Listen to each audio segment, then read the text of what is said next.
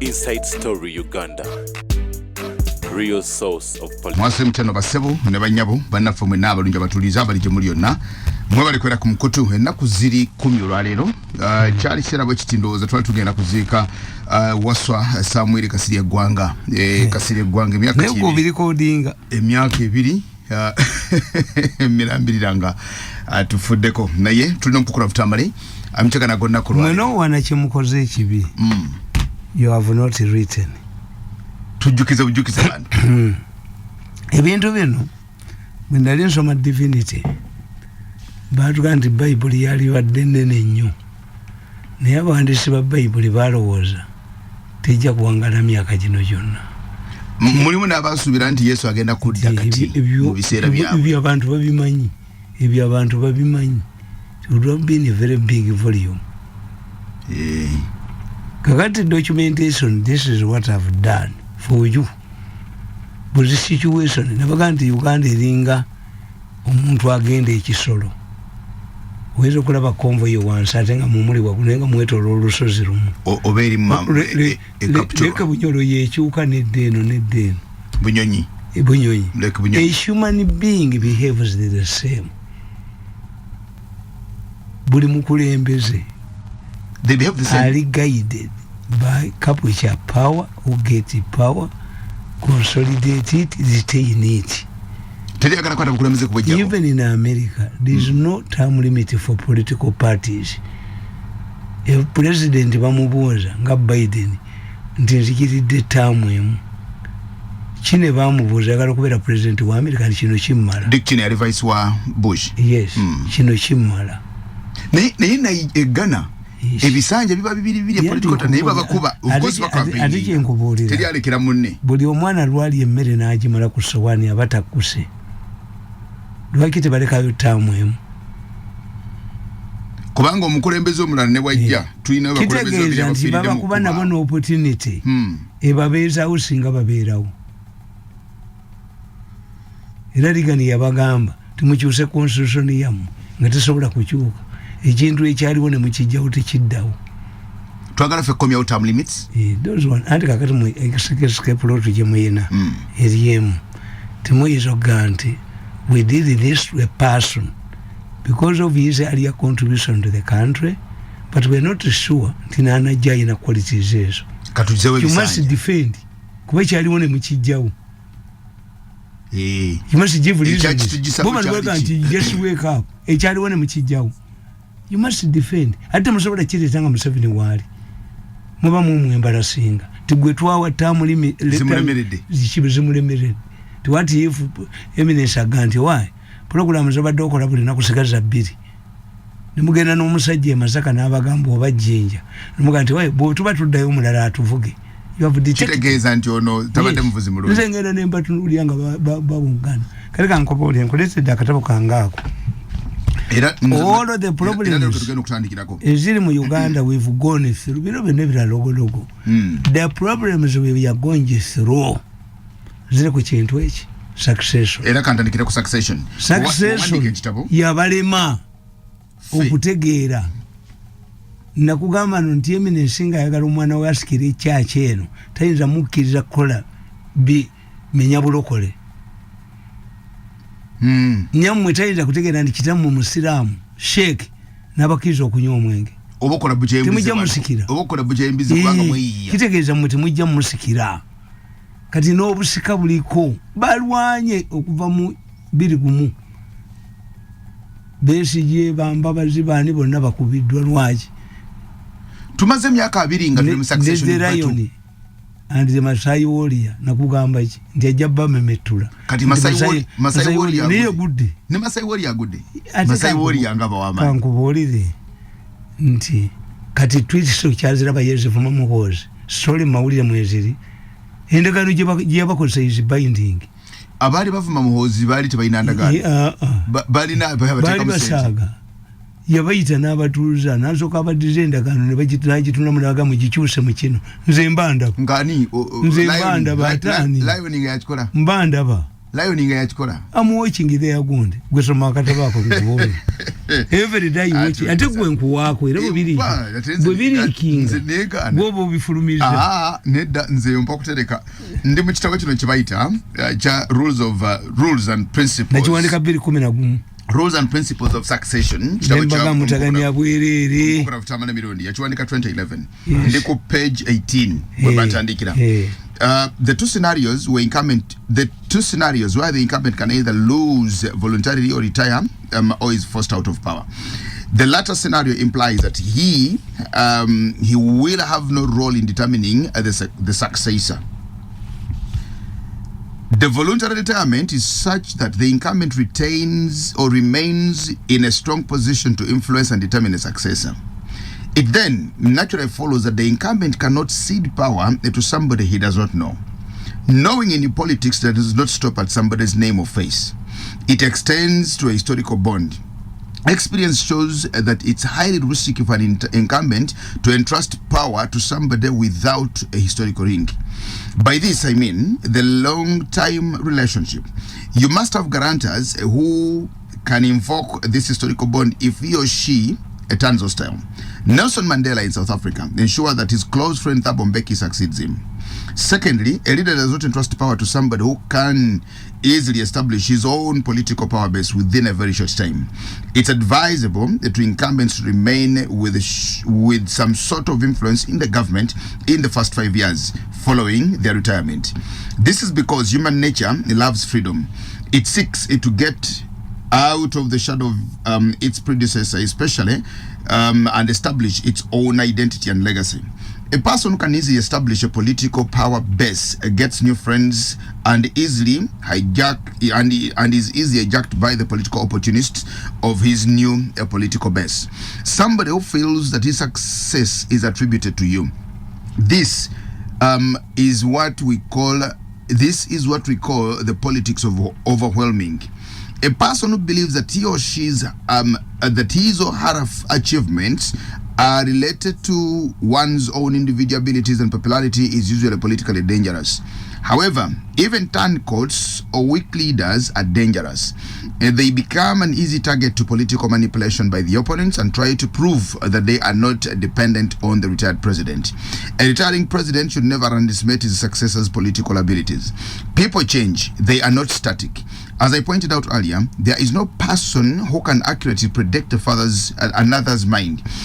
Many are pretenders. Furthermore, politics, money, and religion change people's attitudes and behavior.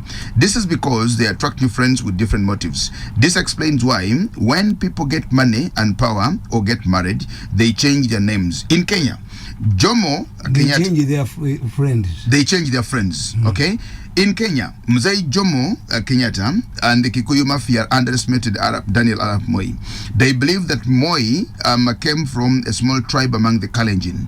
The Kikuyu had established a strong network within the government and in the private sector would snatch power from him. They looked at Moi as a passing cloud. However, he outsmarted them by borrowing power and support from other tribes. In Zambia, Frederick Chiluba underestimated Levi Patrick Mwanawasa. He was deceived by medical doctors that Mwanawasa would not complete his first term as president. Mwanawasa was a victim of the fatal accident that severely affected his abdomen. He reasoned that if he became president and gave him trouble, he would die within a very short time. Therefore, Chiluba suggested that the new president be deputized by a vice president who would take over upon Mwanawasa's demise.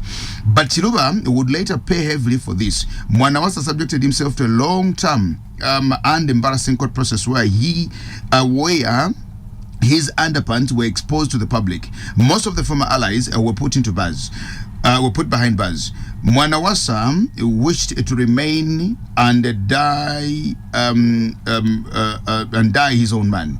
He did not attribute his ascendance to the president to Chiluba's role. Chiluba failed to understand that Mwanawasa, as a private lawyer, would not pay for his huge health bills, and that the doctors had based their death period to this fact. However, as president of Zambia, who was waging a corruption crusade and forcing people to vomit what they had stolen, Mwanawasa's exorbitant bill was peanuts to the public that was already excited. Therefore, It's important that a retiring president ensures that his successor does not undermine his legacy. President Yoweri Museveni pointed out that he does not care about his legacy. However, this is important. Ugandans will remember Museveni among many achievements as a man who restored peace, stability, and human dignity and rejuvenated the country's image. Ugandans, for the first time in history, saw soldiers who do not rape women, who do not kill with impunity, or who do not steal from the public. They will remember that Museveni turned the Namamve killing fields during the Idi Amin and Okello Lutwa's regime into an industrial center. In the 70s and the 80s, people would scan Namamve forests on a daily basis to retrieve corpses of their beloved dead relatives. Government soldiers would take their victims to the slaughter dungeons and leave their dead bodies to be collected by the relatives for burial. This place became a mortuary of sorts. A group of youth permanently remained there to depend on the income from relatives searching for their lost bodies. Museveni will be remembered for the pro-people policies like UPE, USE, Wanabagagawale, PFA, etc. Profit, etc. Free and fair elections, right from the village level to the presidency. Therefore, no retiring president will wish to see such achievements erased by at his departure. Therefore, I cannot hand over power to a person who threatens to undermine the above. In the case of Uganda, those must remain the monuments for President Museveni. This explains why Moi did not rename Kenyatta's monuments after his own name. He put up his own structures. Even in his early days as president, Moi insisted on following the Nyayo philosophy, implying walking in Kenyatta's footsteps. After retiring, a retiring president must ensure that his successor will protect members of the first family and that they and what they have acquired.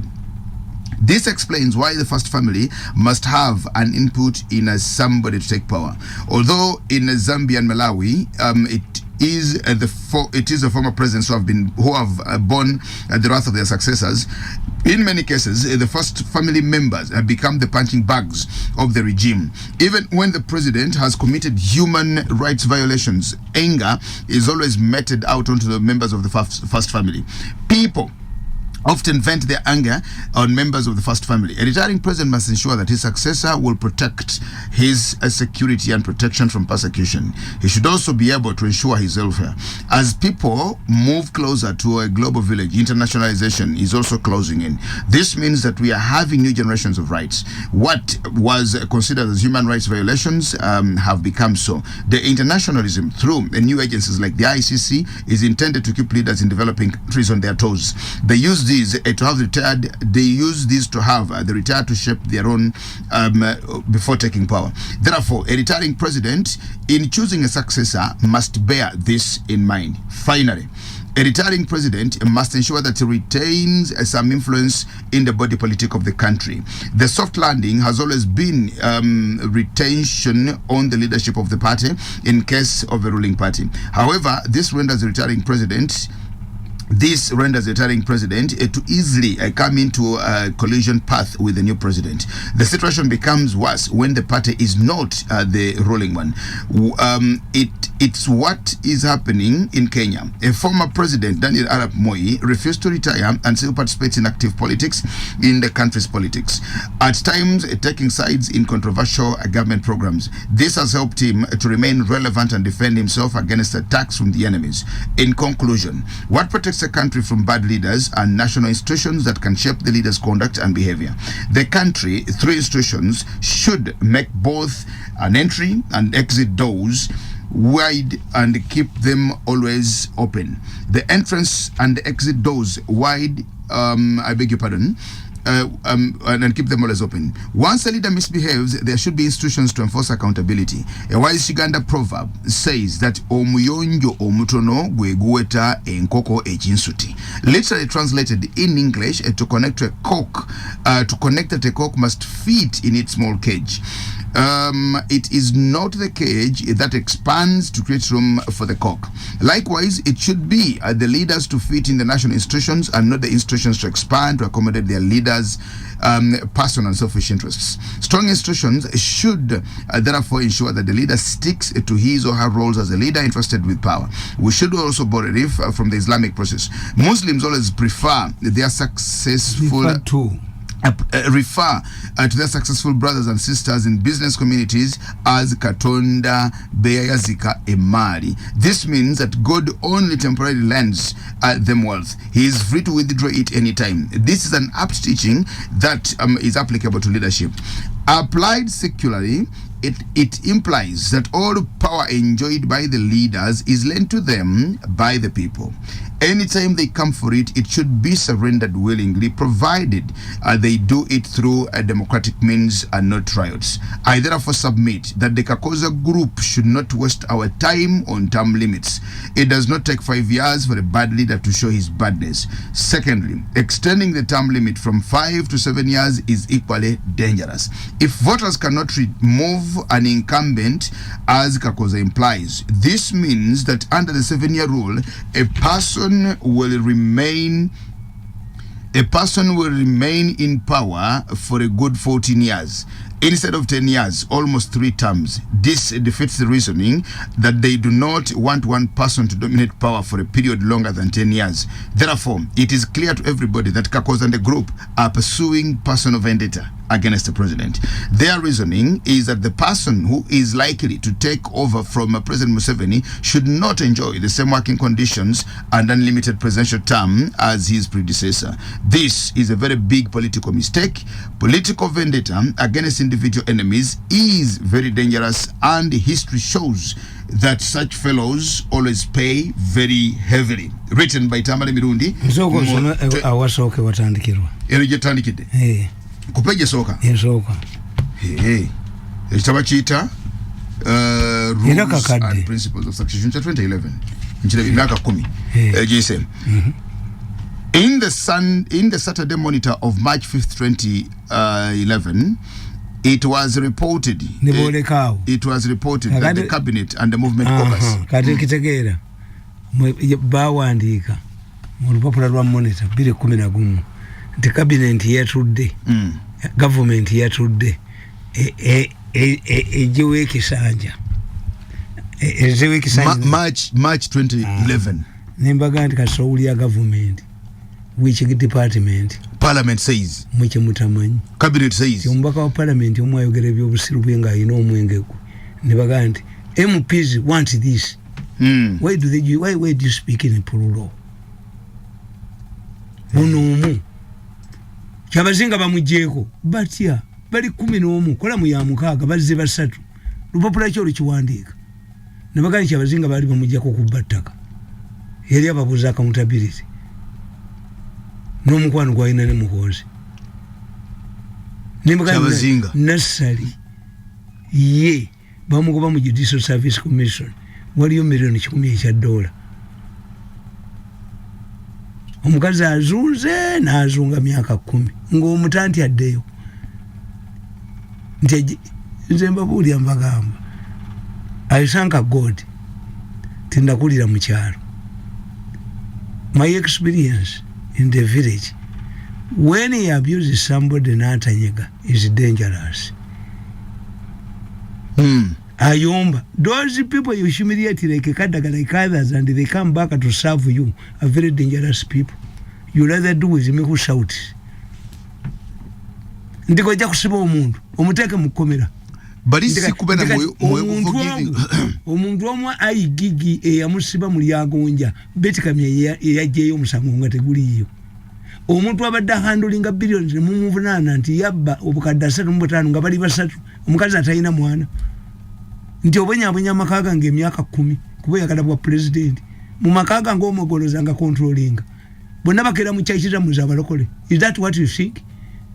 Ojo kubonya family y'omuntu emyaka 10 bonna bakere basome okujja mu kyakira zabalokole kitegeeza ki? Hey, bayinde gye batambulira. You will see prominent families producing imbeciles. Babana bati bakomye bukiwozo. Nti bemujooga muloza nti babera mu kanisa kuba bukwe mu ngalo. Okay, baina je walage wali crude. Kasita of an accident obegali ngekubye nota bleeding you were going to die. Era babuza. Yayise kumusai. Yayise kumusai. Oba mafumira. Amafumira you die. The people you are humiliating.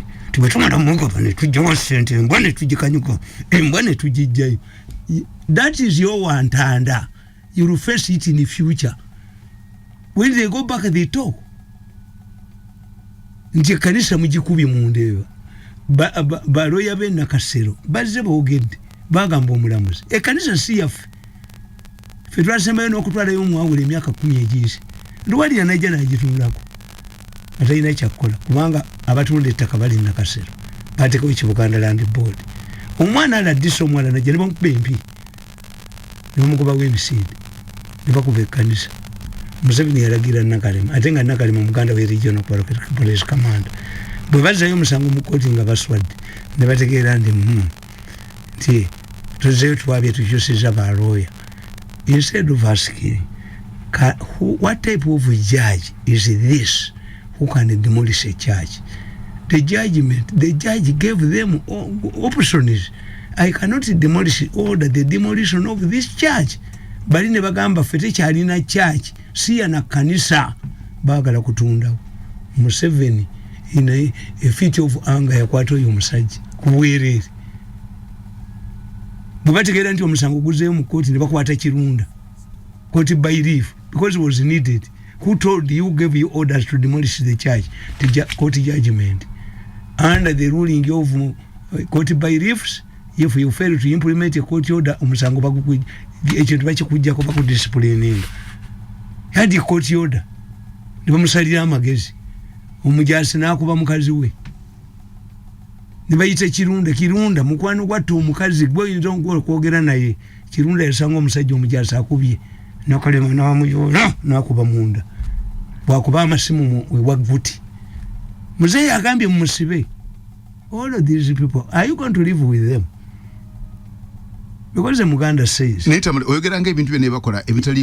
dig a pit, you remain with another one. Are these people, all of them, going to die?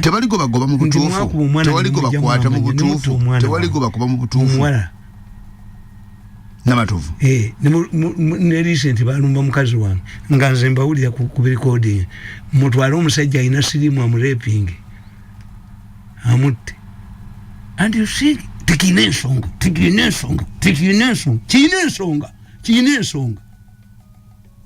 me am telling you akamunyeteri akakoko kambata why embata yutikaba enkoko ekaba like we push out the most dangerous people. Zembate zitakaba. Bebo bemujuga ne mukwata wili balo ne mufulumye ebintu byakadaga enchane muita ne mumuwana te atuzizo luchiko lwe Kongo na atula abantu bakubuza sente zibakuvunana yebyencha mulema byencha ababuza mwe banabakoba omukazi gwe bayita namuli gwe mwasisula obubumbi 10 ali watali yo bayina kubaye asibwa aveewo